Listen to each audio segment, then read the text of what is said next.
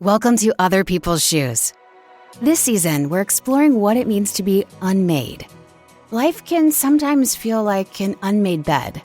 Messy, chaotic, and overwhelming. But here's the beauty. Every unmade bed has the potential to be remade. In Season 20, we're sharing powerful stories of people who faced their life's chaos head-on and found the courage to rebuild, turning their messes into masterpieces. Just like starting your day with a simple act of making your bed, these stories remind us that small steps can lead to extraordinary transformations. So put on your shoes and take the first step toward remaking your own life. You're about to be inspired, challenged, and encouraged in ways you never expected. This is Other People's Shoes, Season 20. Unmade. And now, here's your host, Neil Matthews. Thank you so much, Jessica Lewis. That is not AI, by the way. Everyone asks. That is truly not AI. Well, she lives in Pennsylvania, and she has a great family, and she is a great voice. If you need a voice actress, Jessica Lewis is your gal. Welcome in. Welcome in. Come on in out of the weather. Welcome into Other People's Shoes. How are you today? I'm always excited when we get on that imaginary airplane and we go to the island of Down Under. I feel like we need to finally one day get there. I've been begging my wife. I'm like, listen, let's stop talking about Mexico. Let's make the journey to Down Under. I want to touch a koala. I want to watch a wombat dig in the ground. And I want to see the Sydney Opera House. So our guest today, let me tell you, I'm excited about this conversation. This is one that I think was sort of on our radar, but not really. I was scared. I was scared as a creator to have this type of conversation. And here's why. Many years ago, my wife and I, Elizabeth, we're in Vegas with some friends. By the way, a week is way too long in Vegas. That's a side note. Just remember that. Put that in the file somewhere. And we went to the show and people were being hypnotized. And the whole time I'm thinking, this is wrong. They're being hoodwinked. All the skepticism in my body is like all the alarms, the red flags that we hear so often about. Yeah, all those were going off. And I thought, this is fake. This is a doorway into demonic activity. And lo and behold, through the power of social media and through posts and things of that nature, we meet our friend today. Help me welcome in my good friend, Mark. Mark, how are you today? Excellent. Thanks, Neil. Thanks ever so much. Just call me Mark Anthony, the hoodwinker then. Just don't call you. Never mind. It sounded like we said wanker maybe there, but it maybe that British-Australian connection there. I don't know. Yes. Thanks for having me. Thank you. Now, Mark Anthony, by the way, when I first saw your name, does sound like a singer. Yes, I know Mark Anthony and J-Lo, yes. If I was married to J-Lo, I certainly wouldn't be sitting on this podcast with you, I can tell you. Well, I was going to tell people we got Mark Anthony, and then they'd be like, oh my gosh, did you ask about J-Lo? And I thought, well, is that too weird to make that correlation? It's really bizarre because I was on a podcast recently, another podcast, and some of the listeners actually said to him, they used that word, you hoodwinked us into thinking it was Mark Anthony. We thought it was the singer.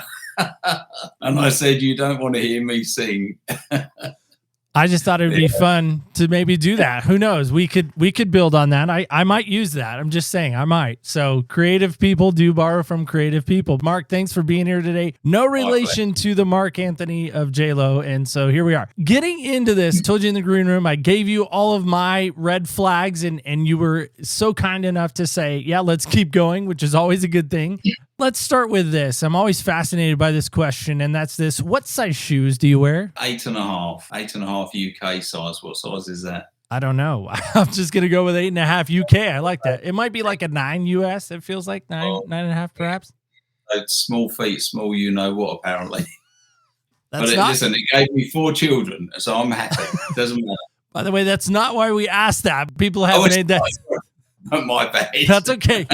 People have made that correlation. Why do you ask that? Stop asking that. I'm like, listen, I stopped asking that of ladies. Guys are still on the table, I feel like. Is there a style or brand? I know in Australia, maybe a lot of brands maybe don't make the journey across the ocean to you, but is there a style or brand that resonates with you? And I'll tell you why, Neil, because I'm from London originally. Oh. I moved to Australia nearly 23 years ago. So I do really like brogues and I like those sorts of shoes, brogues and boots. They're the sort of shoes that I enjoy wearing, probably because I see a lot of clients as well. A lot of people say, oh, you're always in business mode. But I love what I do. I've been doing it 22 years and I love it still to this day. So yes, I probably am always in business mode. Yeah, brogues, I would say, is one of my go-tos. I've never heard of those, but I've heard of like Cole Haan. That seems to be like that business kind of casual shoe that's pretty popular here in the States, but they're expensive. Yeah, no, I must be honest, I've not heard of them. You should check them out. Cole Haan. So I'll give you a shoe reference. Usually people give them to me. I'll give you one. And of course, if you ever want to get to the gym, you can always wear a pair of Jordans.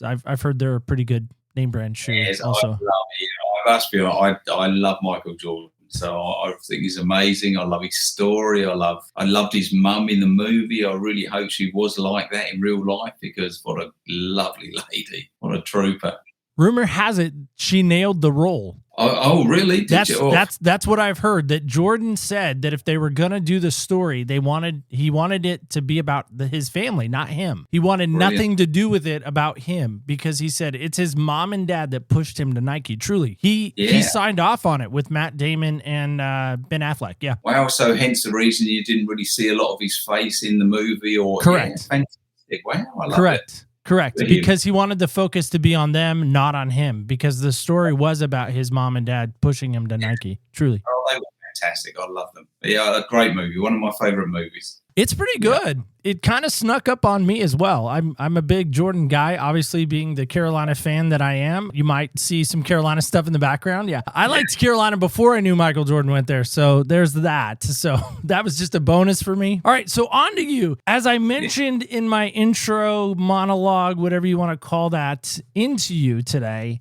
that is a true story. We were in Vegas. I was in a room. People were being hypnotized. I've been even on cruise ships, and people have been hypnotized and go to these shows, and I'm always like, that's not real. That's fake. Yeah. I do like the word hoodwink, because it just invokes in me like you're getting tricked. And what I love about you is the fact that there's more to that. So we're in this series of Unmade, and the idea of messiness and chaos, and then somehow we can remake ourselves like a bed. Yeah. We can make it new again. We can make the bed and it's nice, it's clean, it's crisp. And for those OCD people out there, they're like, listen, you have to make your bed every morning. It's a must. And I'm like, okay, help us with this idea of unmade. What comes to mind for you when you hear that? Unmade as in, and I will say I started making my bed many years ago as well, but I never, when I was young, I was absolutely terrible. I had a terrible life growing up. I didn't make the bed. I jumped straight out and straight into the street. So it wasn't a great life growing up. I certainly started making the bed, and it's great for the mindset. Making your bed first thing in the morning is really good. I must tell you, I went to see a guy called Paul McKenna. I know he's quite famous in the US as well. I saw him about 35 years ago. And believe it or not, Neil, I saw one of his shows and I didn't believe it. Not one bit of it. And I thought, there's no way that could be real. All these people were doing these funny things. And I thought, no way. I didn't know too much about the mind back then. I just started looking into it more, and I started sort of practicing it. And at the time, nobody would teach me. So I just read everything I could. I then started using hypnosis, hypnotherapy. Then I started doing shows. I promise you, absolutely, hand on heart, it's real. It truly is real. And it surprised me. My first show that I ever did, I did in front of about 300, 400 soccer players. I was a soccer coach to a bunch of young kids when I moved to Australia. I did a show at the end of season soccer, and it was fantastic. And I did this show, and I started hypnotizing these people, probably about 15 chairs across the whole front of the soccer club. I started hypnotizing them, and I'd hypnotize one of them, and then two of them would come out of hypnosis, and I would ask them to leave the stage. Then I would hypnotize maybe another three, and then another one would be not hypnotized. I'd ask them. So I had all these empty chairs in between the hypnotized ones, and I was so afraid to move them. Even to myself, I was thinking, this is working. it's actually working. And I promise you, I couldn't believe it myself. So I didn't want to move the ones that were hypnotized just in case they woke up. And then I didn't have a show. Eventually, I started getting to know that if I wake them up and just say, eyes open, wide awake, sit in that chair, the moment you sit in that chair, you'll instantly go back to sleep. And sure enough, they were accepting these suggestions, or as some people like to call them, commands. And that's what started happening. I was exactly the same as you. I was a complete skeptic when I saw my first show 35 years ago. I do know some of the hypnotists in Las Vegas, and they're phenomenal, absolutely phenomenal. And I have the utmost respect for them. However, it took me 6 times to get hypnotized by the best of the best in Las Vegas. So it doesn't happen to everybody. So that's what people need to understand. It only happens to about 5 to 15% of the nation in a show. They're the ones that are very suggestible or very susceptible. And then you've got the ones in therapy. Pretty much anybody can be hypnotized in therapy. Anyone can be hypnotized as long as they're not drug fucked, as long as they're not drunk. We can't focus and concentrate if we're any of those things. Obviously, if they're mentally disabled. And we can't. It's impossible because we need to be able to focus and concentrate to be hypnotized. I always say to people, Neil, hypnosis is very, very similar to meditation. And I always say it's like meditation with an end result, a positive end result. And you get suggestions thrown in there as well. And that's what it is. You know, anybody can learn hypnosis. Anybody can be hypnotized to a certain degree. And we don't have to get them really deep to get great results. That's the good thing about hypnosis. And I know you were saying there's lots of misconceptions, the cult, the devil, the demonic gateway. I've heard it said, that phrase exactly. I bet you heard that from religions. Yes, of course. Of course I have. Yeah, exactly. You've seen these evangelists on stage. They get people really hyped up and then they go like that.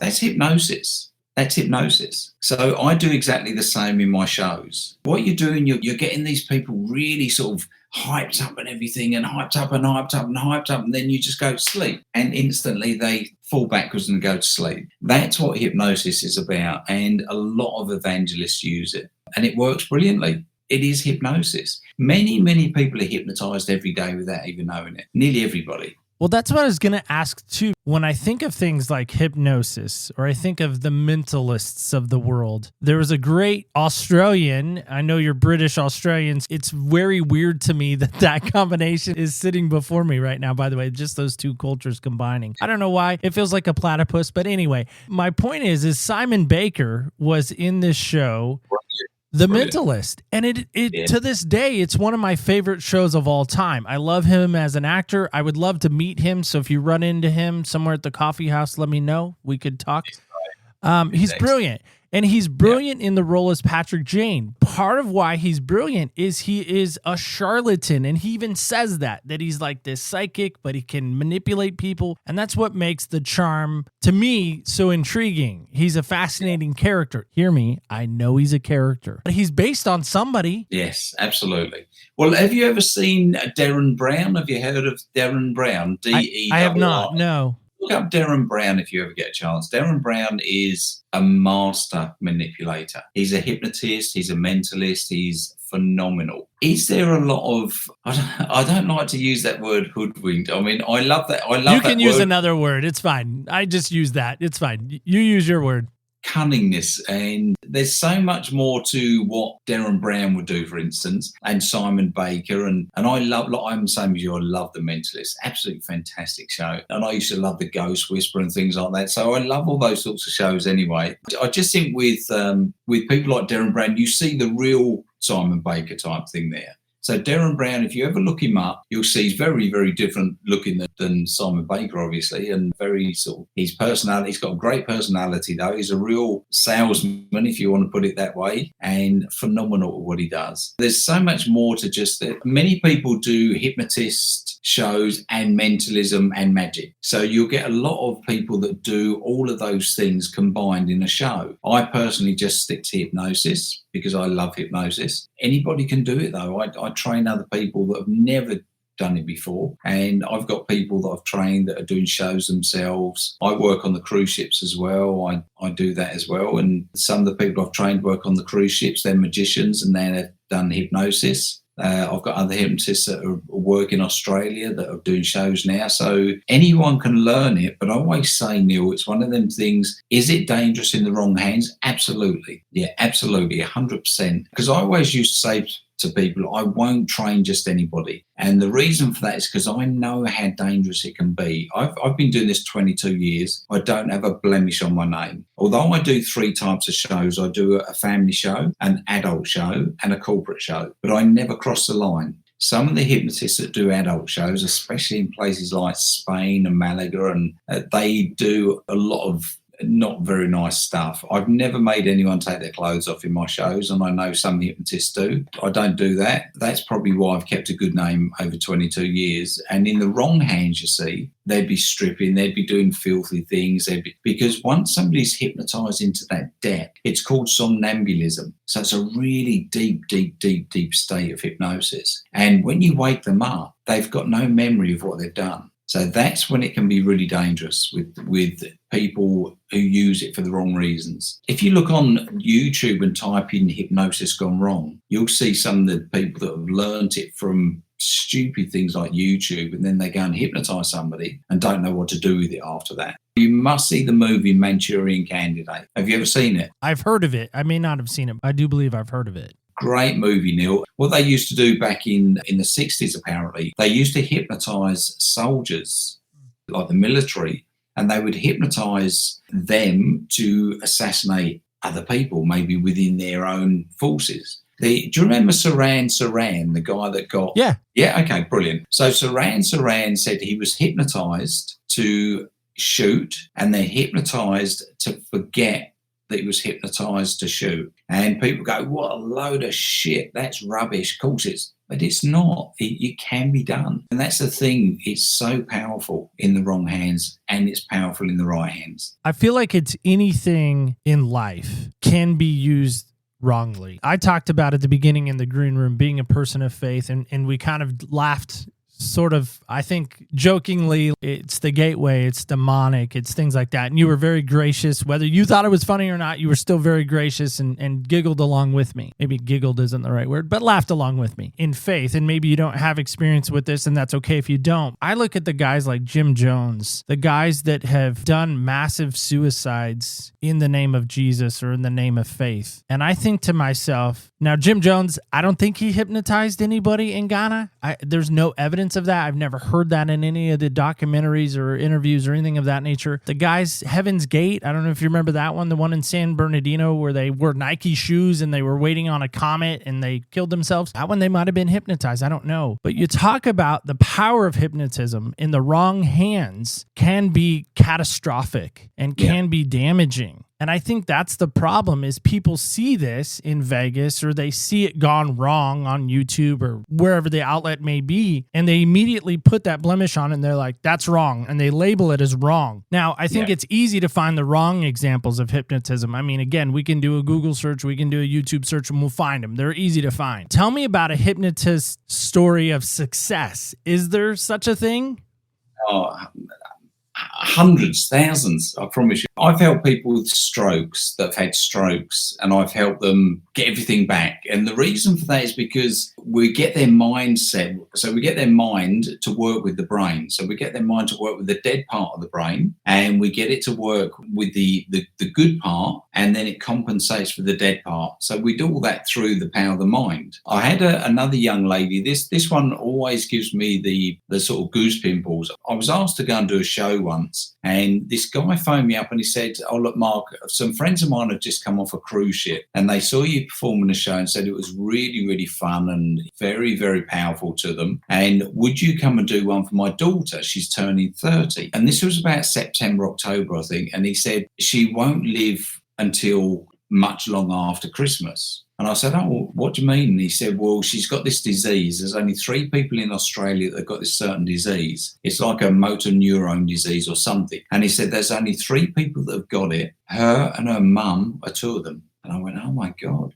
So what it does, it actually eats away. It eventually eats away at the muscles. They didn't know she had it because she was at uni and she was loving uni, smart young lady, A++ in everything. one day, I think she was 19. They were saying she's 19 or something, or 16 or 19. She was walking through uni and she just fell over. And they didn't think much of it. They thought she might have tripped on a stone or something, or a curb. Now and again, it would happen again. They eventually found out she had the same disease as her mum. They said, look, she's going to have all these tests. And it turns out it was the same disease. It's got to her so much that she may not live past Christmas time. So I said, yeah, I can come and do a show for you. I went and did this show, Neil, and this poor little darling, she was 30 years old and in a wheelchair, complete vegetable. And it broke my heart because this guy, the dad, he had slept in her room for 8 years next to her bed. So he had a camp bed next to her bed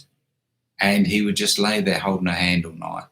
They were so close. The mum had to stay in another room because she had the same disease. Then they had a son as well, and he lived in his own house with his wife and kids. This guy and his daughter were so attached. I said, no problem. So I met her, and her name was Kristen. She's absolutely adorable young lady. I started the show, and she was at the front in the wheelchair, and I kept noticing she'd look up when funny things happened, and she would smile like that. And I thought, oh, wow, okay, that's interesting. So she can work out what's funny and what's not. I thought, that's great. I finished the show. Me and my crew left the show and went away. And I kept talking to them on the way home. And I said to the guys, I reckon I could help that girl. And they went, how are you going to help her? I said, I just think I can. Anyway, so I phoned the dad a couple of days later. And I said, Greg, look, I said, I just need to know something. I said, I noticed that Kristen was looking up and smiling and laughing. I said, how was she doing that? She's so...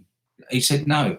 He said, she's as sharp as a tack in here. It's just her body's given up. And what really got to me on that night, he had a father and daughter dance piece of music come on, and he had to pick her up out of the wheelchair. Because she was 30 years old, she was obviously a fully grown young lady. And she was just like this limp rag doll in his arms. And it broke my heart because I've got 4 kids and got kids. They're so special. And it broke my heart just watching him. This little darling was just like a loose rag doll in his arms, and she was heavy. And anyway, so I said to him, Greg, I need to know, can she focus and concentrate? And he said, Mark, like I just said to you, she's as sharp as a tack in here. And I said, look, I really want to see if I can help her in some way.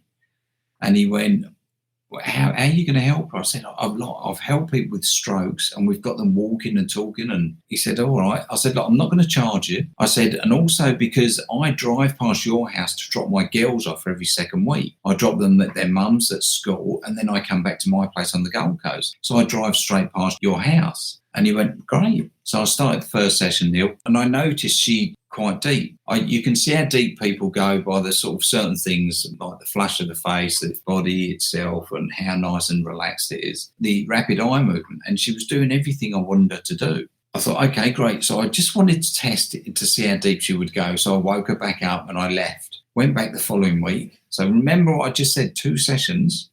Okay, this was only the second session. I went back the following week. She went into this nice deep state again. We all use our imagination for everything in life.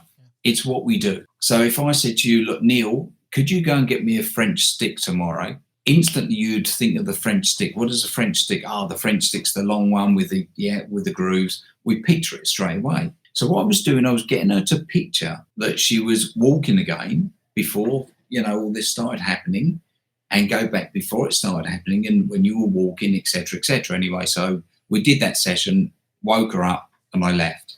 I was back in my office for about an hour and I get this phone call and it's her dad sobbing, crying, and I went, who? I said, Greg, what's wrong? And he said, Mark, you're not going to believe this. Kristen has just got out of her wheelchair and walked 15 steps. Now, she hadn't walked for 3 years. 3 years she was in her wheelchair. He said if the physio, because the physio was there that had been with her for 3 years, he said the physio just said to me if he hadn't have seen it for himself, he would never ever have believed it. So that's how powerful the mind can be. It still gives me shivers every time I think of it. That's how powerful our minds are. Obviously, I've helped many people stop smoking, lose weight, get rid of fears and phobias. Blown away by that. Yeah, it was amazing. This is not even on the same level, so I'm just going to preface that. Ever since I can remember, I've chewed my fingernails. Yeah, brilliant. I've chewed the cuticles. I'd show you on camera, but I'm almost embarrassed in this moment to do it. Yeah. I have tried everything. I've tried the polishes. I've tried everything I can think of. All the things that people say. Get a fidget toy, chew gum, all the things. Nothing works. No. Nothing works.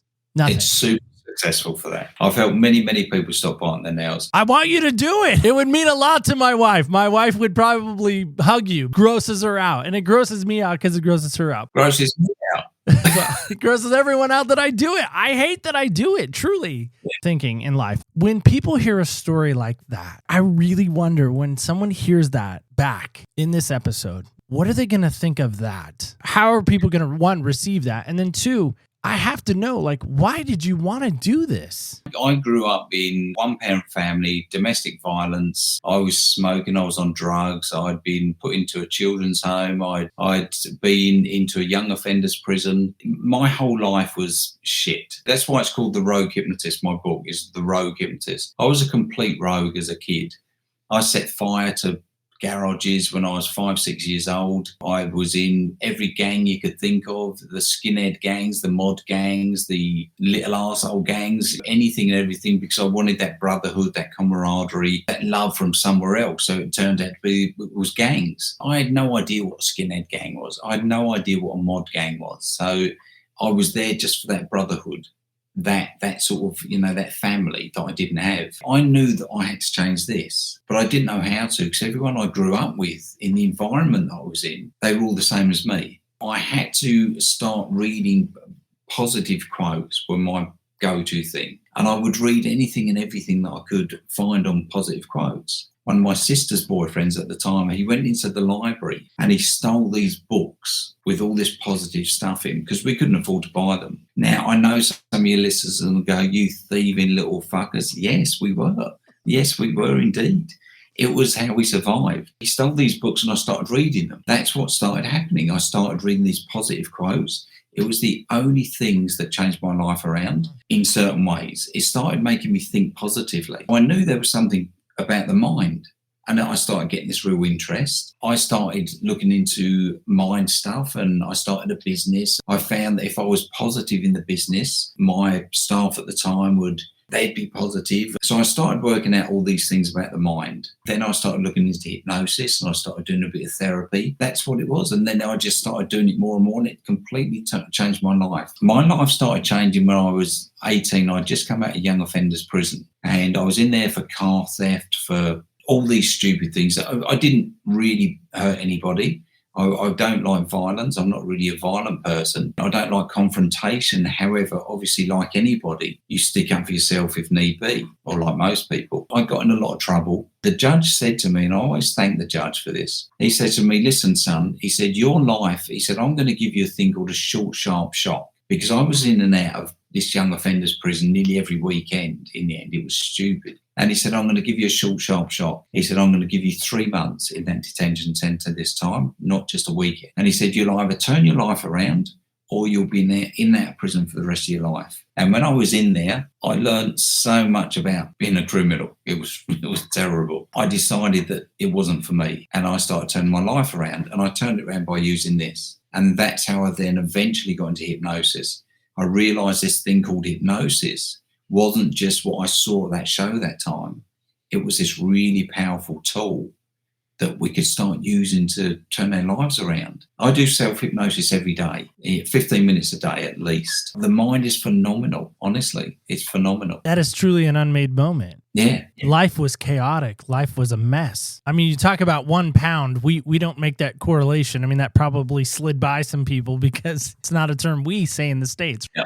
But a very poor family, a very poor upbringing. Oh, nothing, absolutely nothing. No, we had, on my birth certificate, which is in my book as well, I was born in a caravan or lived in a caravan. You know what? We went through, like I say, domestic violence, one-parent family. Tell a story. This is how poor we were. My mum used to buy us clothes weekly from a guy that used to come around and sell clothes. We couldn't afford to just go in the shop and buy them. He would come around every week and he'd go, right, it's £1 and we'll give you a pair of jeans and a T-shirt. It's £1 each week for the next 20 weeks. Well, he would come round some weeks and my mum would say, right, kids, hide height because she didn't even have a pound. So a pound is like the equivalent of $1. We used to be on food stamps, which was really embarrassing for me at school. I didn't like that. It was one of the things that I didn't like at school. I was on food stamps, so I sold the food stamps to get the cash to go and buy the food. That's how ridiculous it was. So I've always known in my mind I didn't want to be in that sort of life. It just wasn't for me. And I was the only one in the family that actually started turning my life around. I've got a sister. She was in prison for life. She murdered somebody. So she's been out a few years now, but she again has used her mind to turn her life around. And that's how I know the mind is phenomenal. We can do whatever we choose to do with it. Sometimes you've got to be at the bottom to start working your way up to the top. And that's what's happened in, like I say, my life without a doubt. And if anyone ever reads my book, there's a free version. The ebook version online is free. You'll see. It doesn't matter what you go through. And I always say to people, so many people take a bad 5 minutes and they milk it. It's everyone else's fault. It's because the creed, the colour, the religion, the shoe size, the fucking trouser size, I'm fat, I'm thin. That's shit. That's just the excuse they're using. It doesn't matter what we go through. We can come out the other side in a positive way if we use this the right way. We can be remade. That's what I keep saying in this series. I keep saying that. We can be remade. You can be unmade. It's super easy to be unmade. It's super easy to fall into the chaos. Life is chaotic. But are you going to be remade? Man, I am absolutely fascinated by you, Mark. Thank you for all that you gave today. I really do appreciate it. The one thing I want to get to is this idea again of helping people. I wonder if we could time travel. That's my superpower that I want. Joked for years. Like some people want to fly. Some people want to run fast. Some people want to be Wonder Woman. I've taught in youth group settings for years, and I've always asked kids, hey, if you could have a Marvel power, what would it be? By the way, nobody picks Batman, just for the record. Nobody ever picks Batman. But mine would be time travel. I think it'd be fun to go back in time and forward in time and all the things. And of course, you mess with the space-time continuum and all the nerds of the world freak out. If you went back to 10-year-old you, what would you say to that 10-year-old young Mark? Oh, Neil, at 10 years old, I would have to go back even further. To 5 or 6. Well, yeah, whatever you want. Yeah, that would be, I would tell him everything will be okay. Back then, you see, that's when we went through the domestic violence, you know, and that domestic violence was the worst thing. I mean, to me, domestic violence is fucking terrible. When you see your mum laying on the floor nearly half dead, blood everywhere, and that to me, I just can't fathom how men can do that to their women, and sometimes women to men. Yeah, it's rare though. It is, and you know what? The worst thing about that, Neil, is as I went through life, when I was 15, I started seeing this girl. I never thought of the domestic violence or pushing a woman or hitting a woman was the wrong thing to do at the time because I grew up with it. I hadn't done it before that, but this girlfriend that I was with at the time, I pushed her a few times really hard. And then my mum one day said to me, "What are you doing, Mark?" She said, that is so wrong. What are you doing? And instantly, I then realised what she was saying. And I've never, ever since then touched a woman in that way. I've had to protect myself because they're hitting me. So that to me was a turning point in that way. So I've had many turning points. That was one to me at that time. So there's many, many things that, you know, we have to go through to step back and look at it again and go, I'm not doing that anymore. Okay, I now realise that's not the right thing to do. And so that was one of them to me. I would tell the 5-year-old or 6-year-old that everything would be okay, because I was in children's homes from 8 years old. And some of the people that I used to hang around with, even when I was in the children's home, it was terrible. You know, we were mentally abused, sexually abused, physically abused. So when they say home, it wasn't a home. It wasn't a nice place. Some of the people that worked there were great, really lovely people. But then, some of the people that were in there were terrible. So I would tell that person, that younger me, that everything would be okay. Or I would actually go back and make sure that I gave him the tools from somewhere to actually start moving forward and changing this. But you've got to understand as well, Neil, when you're in that environment, this is why a lot of people in really bad environments, they make nothing of their life. They stay in that environment. Not many people in the environment I grew up in have made anything of their life. They're lovely people. The camaraderie that we used to have with each other was amazing. But they've not, their ambitions, their dreams, their goals, they didn't really have any. I always say change your environment first, then change your mindset and you'll change your life. You've got to change that environment. Otherwise, you're always going to doesn't matter how positive you get up in the morning, you're still in that environment of negatives. So you've got to change the environment first, then the mind, and then your life. That's me. That's my personal way of looking at it, because I've actually experienced it. I think you're right on with it. Absolutely. And I think that's the problem sometimes. Is again, I think people love the mess. They can say they don't. They can say all they want. They don't. But I think they do. I think they like the mess. I think that's why hoarders are the way they are, is they like the mess. That mess protects them. It's a cocoon. It's a blanket. It's a warm blanket, whatever it may be. Well, that's what I was just saying to you, Neil. So too many people take a bad 5 minutes and they milk it.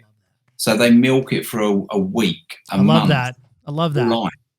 Yeah, and that's what some people do. And that's when, if they come and see people like me as a hypnotherapist or a psychologist or counsellor, that's when we stop them from carrying on milking that. Because we all go through adversities. I'm sure you've been through them. I've been through them. Other people have been through them. We all go through adversities. But it's what we do to get through them that counts. And it's what we do after we're through them. Got to push through. It's not easy. Anyone that thinks going through adversities and then coming out the other side and make success is going to be easy. It's not. Success doesn't go like that. Success goes like that. Yeah, it does in anything. And that's what I always say to people. Brilliant. It's absolutely brilliant. I love that idea of 5 minutes. People spend 5 minutes of milking it. Yeah, I never even thought about it from that concept before. It's brilliant. Just absolutely brilliant. With nail biting or anything, whether you smoke, whether you're a nail biter, whether you're fat, you're thin, you've got to understand none of us are born that way.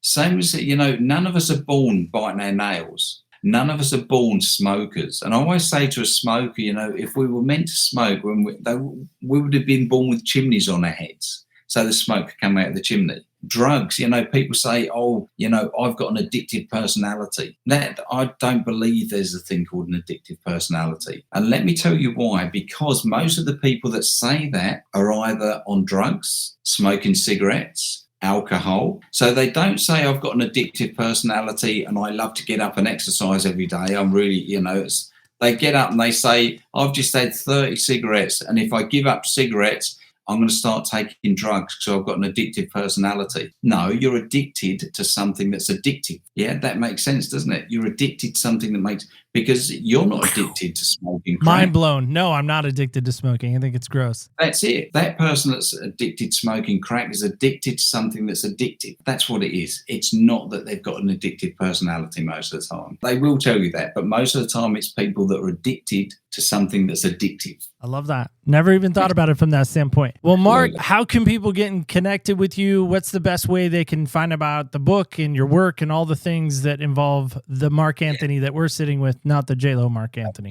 Yeah, thank you. They can just go to hypnotist.com.au. That's my main website. But they can also go to, that's my book. And they can actually go to theroguehypnotist.com, and that will actually give them, they can go and get a free download of the ebook version of my book. This one's a paper copy. They can order one of those and I'll sign it and everything for them. It's quite expensive to ship to the States. I've shipped some there and I've shipped them to UK and all over the place. But it's definitely worth it. Like, I promise you, anyone that reads it will realise that whatever they're going through, they can come out the other side. Like I say, I can relate to nearly all my clients, because I've been through what they've gone through or what they're going through. I've been the smoker. I've been the 16 kilos heavier. I've done the drugs. I've done the domestic violence stuff, been through it. I've been in young offenders prison. I've been in children's homes. So I've been through a lot of things that they're going through, 30-day cigarettes, the drugs and everything. So they can come out the other side. And that's why I brought the book out, to inspire people and let them know it's okay. They can come out the other side. I love that a lot. Absolutely. I would say you've been in a lot of different pairs of shoes to really empathize and understand where people are coming from. And I love people like that have been through a lot of things to help other people and not use it in a malicious way, but in a helpful way. And I think that's what our world needs, is more helpful people. So thanks for your work on that. Pleasure. Mark, we're going to play a game together right now. It's called Heal Hustle. So Zach's going to take it away and tell us what it is. It's now that time in the show to play the fastest growing game in the podcast world. We call it Heal Hustle. Today our guest will try to answer all 6 of these questions in 60 seconds or less. to win an Amazon gift card. Amazon not responsible for this commercial spot, nor did they pay to let us use their name. Audience, feel free to play at home. Are you ready? Let's put 60 seconds on that clock. Ready, set, hustle! The game begins in 3, 2, 1. All right, 60 seconds, Mark. One person you would trade places with for a week. Donald Trump. That's a good one. Guilty pleasure. Guilty pleasure. Mastermind. All right, mastermind. Nice. What is the best compliment you've ever received? That I've helped somebody. Yeah. Brilliant. Therapy. Worst piece of advice ever. Don't listen to people that haven't done what you want to do in life. All right. What is something you wish you were better at? Married. Fair enough. What is something that never fails to make you laugh? Hurry. Any comedy. I love to laugh. Nice. Great job. Yeah. That is our game. It's called Heel Hustle. There may be a podcast out there called Heel Hustle as well that talks about North Carolina basketball. I don't know. It may be on YouTube. So people want to take a look at that and listen to that. We'll side plug for the other show. In any event, Mark, thank you. Truly, thank you so much for being here. I walk away always mesmerized because I think every guest brings a little different element and a little different treasure to the treasure box. I'm really excited we got to connect. I was a little scared, like I said, not fear like hiding under my bed. Like, is this really going to go the way I think it might go? And it way far exceeded my expectations. So thank you for that. So please, thank you so much once again for having me. All right, guys and gals, kids and campers alike, that is it. That is all. That is our show today. Listen, wow, I often say this. What do you do with that? It messed with me big time. Did it mess with you? Did it break away all of those past preconceived ideas of what you feel and what you think when you hear the word hypnotist or hypnotism? I don't know. I'm really kind of speechless in this moment. That's a rare thing, as you know. But I want you to think about that. If there was one thing right now, think about it, that you could get rid of forever. In the computer world, back in the Windows days when I used the Windows all the time, somebody told me that if you hit Shift-Delete, it permanently gets rid of the file. Gets rid of it forever. Like, there's no recovery on that. It's gone. So what would be your Shift-Delete file right now? Think about that. What would I permanently Shift-Delete? Let me know this week as you ponder that. I would love to know. You can let me know at opspodcast.com. It's a great place to let me know. You can let us know on the socials at OPS Podcast Show under Facebook, Instagram, and X. And don't forget this when you go. Please don't ever forget. Remember, when you walk in other people's shoes, you really do get a different perspective on life. Thank you so much for listening, and stay tuned till next week when we walk in other people's shoes.